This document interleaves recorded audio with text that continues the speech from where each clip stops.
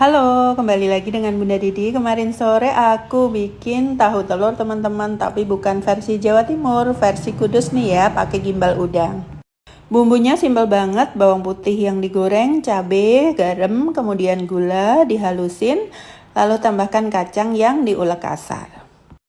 Kalau males ngulek bisa pakai chopper seperti ini ya teman-teman, lebih cepat. Lalu tambahkan air asam sedikit, kemudian tambahkan kecap, lalu tambahkan air panas atau air matang ya.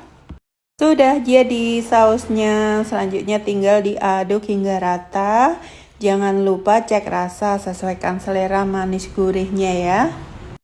Selanjutnya kita goreng tahu telurnya. Nah, ini aku pakai 2 telur tiap porsi ya. Jadi kakak sama Pak suami itu biasanya 2 telur.